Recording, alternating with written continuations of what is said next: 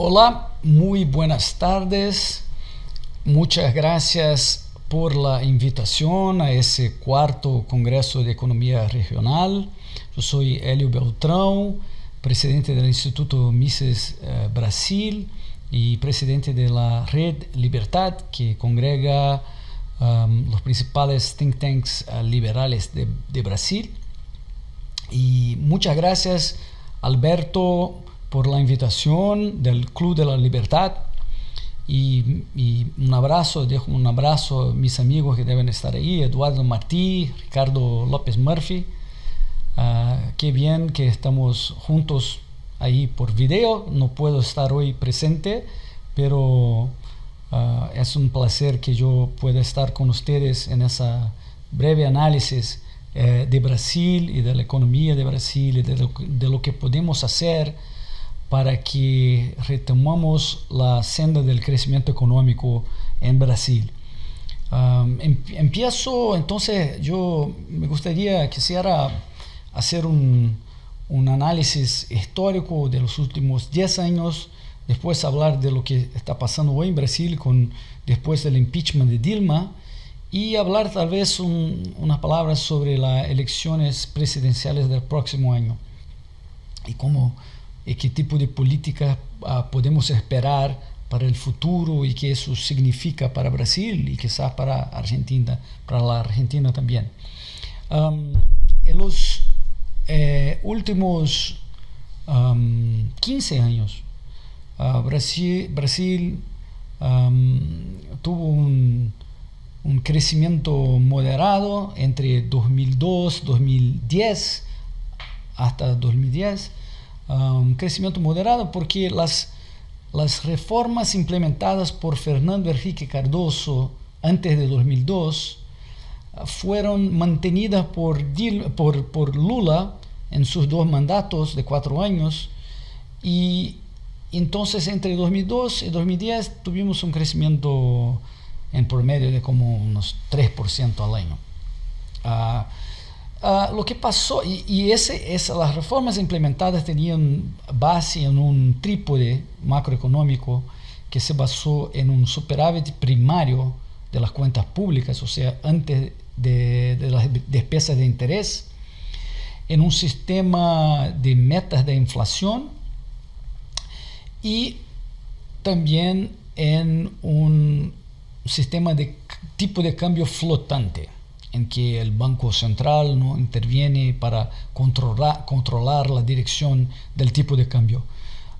Ese trípode fue mantenido por Lula en sus 2 mandatos, pero cuando llegó Dilma cambió la política y empezó lo que llamó de nueva matriz económica, que estaba basada básicamente en aumento muy acelerado del crédito.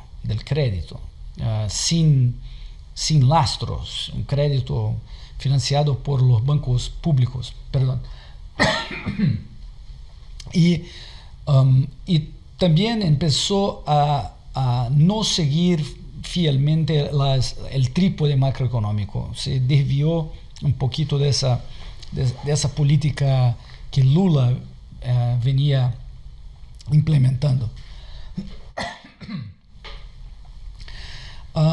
Con eso lo que pasó un ciclo de crédito entre 2010 y 2015, un ciclo típico, ciclo austríaco, de la escuela austríaca, y que se agotó en 2015 y tuvimos una recesión muy severa, la más grave de la historia de Brasil. El Producto Interno de Brasil, que no había crecido en 2014, bajó casi 4% en 2015, bajó más que 3,5% en 2016, y ese año debe ser no más que medio por ciento. Entonces es la crisis más grave de Brasil. Eso fue uno de los motivos que llevaron al impeachment, claro, una crisis económica muy severa, y también porque Dilma descumplió la ley de responsabilidad fiscal, algo muy importante en la historia económica de Brasil. Y, por ejemplo, más que 100 alcaldes van a la cárcel todos los años por descumplimiento de la ley de responsabilidad fiscal. Y Dilma descumplió en el año 2014, creo, el año de sus elecciones para su segundo mandato. Ahí asume Michel Temer, que no es del partido de Dilma, hacía parte de su coligación, pero no es del partido de Dilma. Es un presidente que es también el más débil en términos de popularidad en toda la historia de Brasil, tiene popularidad de 3%, pero tiene solamente un año más de gobierno, ya tuvo como 18 meses y un año más. Entonces lo que pasa es que está implementando algunos cambios importantes, y explico por qué. El pensamiento del brasileño los últimos 10, 15 años cambió de un como centro izquierda, para simplificar, para un centro derecha ahora, o liberal moderado. Y eso, claro, con ayuda del desastre de las políticas económicas de Dilma, y también por el trabajo de los think tanks liberales que han tenido un impacto sustancial en Brasil para ese cambio. Entonces, hoy el promedio del brasileño, yo creo, es ese como centro derecha o más liberal moderado. Y eso permitió con que en la política ya se implementen algunos cambios de política pública. Por ejemplo, se pasó desde el principio, una ley de techo de gastos. Entonces el gobierno no puede más aumentar sus gastos por arriba de la inflación. Eso está prohibido en Brasil, en la Constitución. Eso vale por 20 años. Y hubo una reforma laboral muy importante que flexibilizó las relaciones de trabajo para permitir más negociaciones de parte a parte entre empleadores y empleados. Eso es muy importante para Brasil.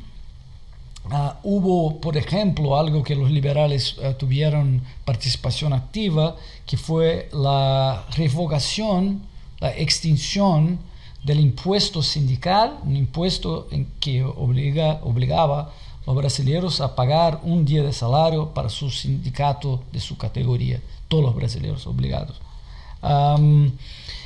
Y ya se empezó un poquito una tarea de simplificación de legislación en Brasil despacito. Entonces, buenas noticias, y creo que por eso, y también porque ya se agotó un poquito el ciclo de desapalancamiento de ese exceso de esa deuda que fue creada desde el 2010, y ahora el desempleo paró de crecer, el Producto Interno empieza a dar señales de crecimiento, y el optimismo de la economía está empezando a llevar la economía para arriba. Entonces, eso ya empieza, claro, va a ayudar al gobierno en las elecciones del próximo año. Yo creo que con ese cambio de la mentalidad, de la cabeza del brasileño en los últimos 5 años, un cambio muy, muy pronunciado, eso estará reflejado en las elecciones. Entonces creo que el presidente será un presidente de ese tipo, liberal moderado. Habrá una bancada liberal que no existe hoy en Brasil, no hay diputados federales en el Congreso hoy, pero tendremos una bancada sustancial, creo, el próximo año. Y creo entonces que eso puede permitir que las políticas públicas cambien de tal forma que Brasil entonces pueda crecer nuevamente. Hoy tenemos un problema muy serio con el déficit público, que está como 8% negativo. O sea, el gobierno de Brasil gasta 8% del PBI, más de lo que recauda. Entonces, claro, la deuda está creciendo en un ritmo preocupante. pero con las reformas, y se espera que algo de reforma de seguridad social también va a pasar en el Congreso al principio del próximo año, eso ayuda a estabilizar la deuda pública con respecto al producto, y eso es lo más importante para que tengamos una retomada del crecimiento. El próximo año todavía es muy temprano para hablar de elecciones de candidatos, pero hay algunos obvios. Lula, que es candidato, pero creo que no participará porque será condenado en segunda instancia, ya fue en primera instancia en 2 o 3 temas, y en segunda instancia, muy probablemente va a la cárcel y se torna inelegible. Hay Marina Silva, que es una candidata muy fuerte, evangélica, que habla de temas ambientales, percibida como honesta. Entonces, esa es una candidata de izquierda que creo que es la más peligrosa. Hay un candidato de centro, que es Alckmin, que es el gobernador del estado de São Paulo, del PSDB, que es el segundo partido de Brasil. El primero era PT, ahora creo que el PSDB tal vez sea el principal partido, pero históricamente PT era el principal, PSDB el segundo. Alckmin es candidato, tiene alguna chance, pero creo que el candidato vencedor estará más a la derecha o más a la liberal.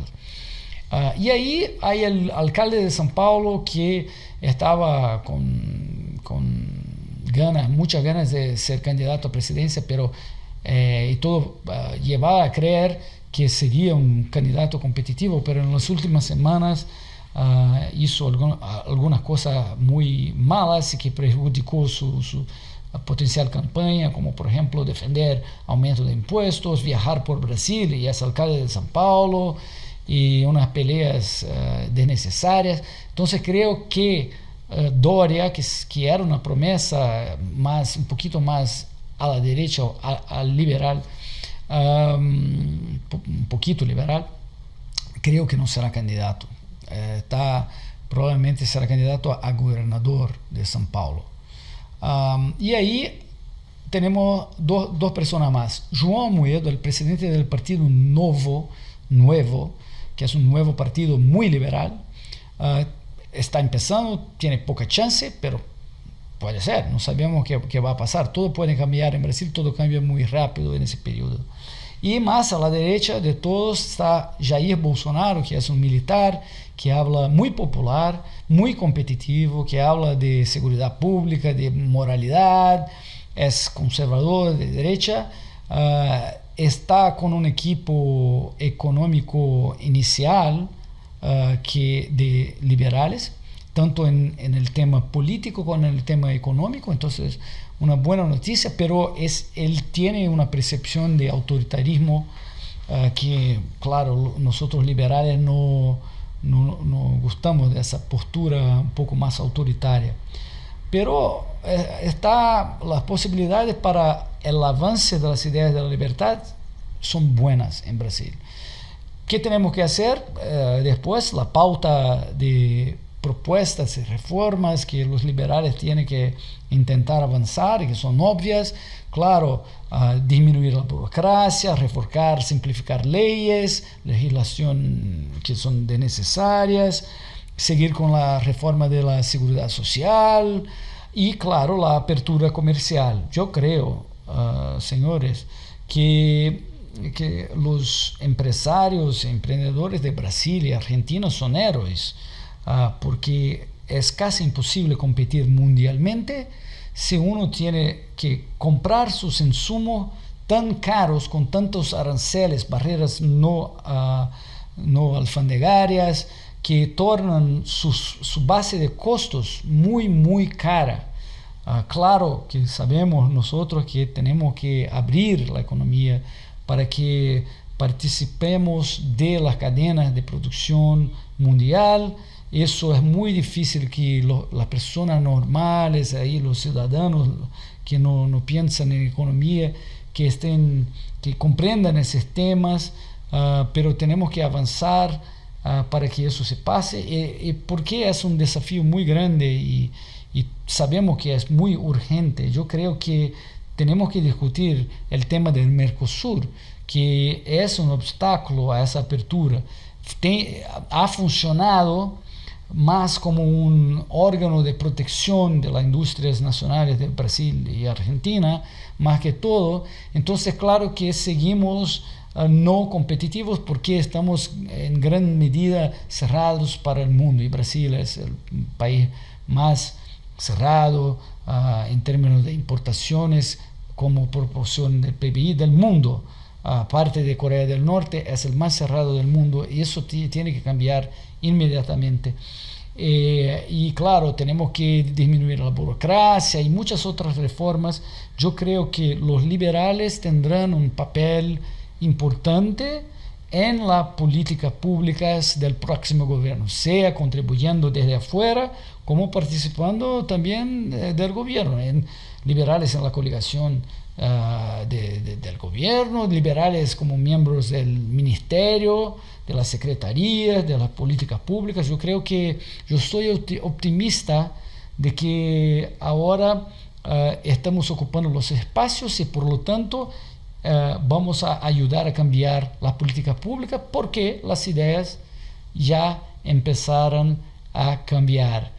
Muy bien, eso es todo. Muy buenas gracias por escucharme, y si hay cualquier pregunta o dudas, por favor encaminan a Alberto, que piden que me envíe. Estaré muy contento de contestar a todos. Muchas gracias a todos.